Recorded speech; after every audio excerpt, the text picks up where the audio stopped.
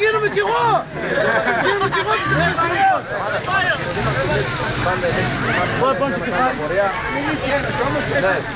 Εμείς στην πλειοψηφία θέλουμε να κάνουμε σήμερα μια συνέλευση. Έτσι κάναμε συνέλευση, στην πλειοψηφία ψηφίσαμε να κάνουμε μια πορεία. Πολύ καλά κάναμε. Εντάξει, εμείς ενημερώσαμε και τους καθηγητές, οι καθηγητές είναι σύμφωνοι με αυτό.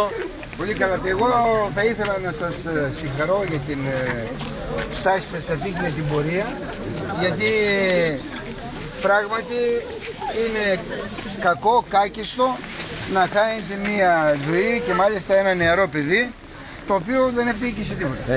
Έτσι. Συγχαρητήρια για την πορεία σας, συγχαρητήρια για τον αγώνα σας.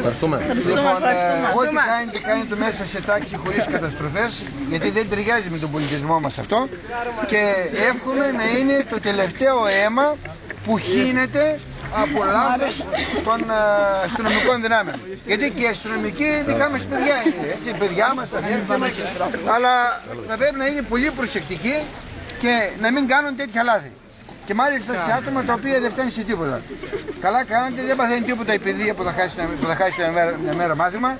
Λοιπόν, καλά είναι να τα ακούσει και ο κόσμος, να τα ακούσουν και οι άλλοι νεαροί που αύριο θα καταταγούν, να τα ακούσουν και αυτοί που υπηρετούν σήμερα, για να μην γίνεται κατάχρηση εξουσίας. Λοιπόν, θερμά συγχαρητήρια και τις ευχές μου να μην ξανασυμβεί τέτοιο περιστατικό.